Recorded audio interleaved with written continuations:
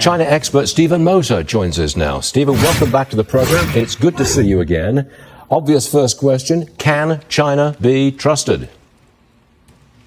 Well, thanks for introducing me earlier as a China hawk, because I've been a China hawk for a long time, as you know. We've done this show many times. And in the beginning, around 2000, I was a hawk in a flock of doves. And all the doves, however, in the past 25 years have gone to China, invited to banquets by Chinese party officials where they failed to realize when they were being wined and dined that they were the main course. And I think people now, Americans at large, and even most investors have realized how overdependent we've become on China, and how you made perfectly clear through the various interviews we just saw how China has repeatedly cheated on trade. I mean, going back to the World Trade Organization, they promised to protect intellectual property.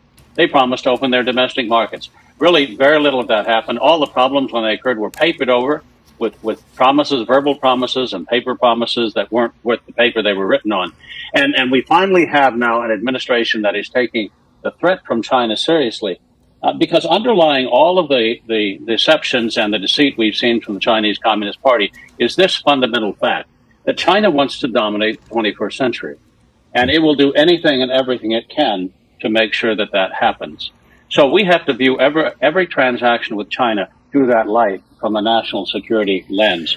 And I realize this is a painful period for a lot of people.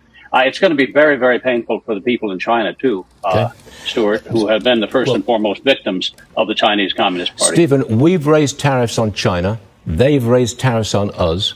China has restricted rare earths exports. They've halted deliveries of Boeing jets. Are we at the point where this tariff fight is out of control? Well, I don't think you can ever say that it's out of control. I think that China has now played almost all of the cards that it's going to be able to play. What is it going to be able to do now? Is it going to shut down iPhone production lines in China? Is it going to shut down Elon Musk's products that he makes in China, sells in China, and sells to the rest of the world, but not the United States? I don't think so. Those are major projects that underpin the Chinese economy.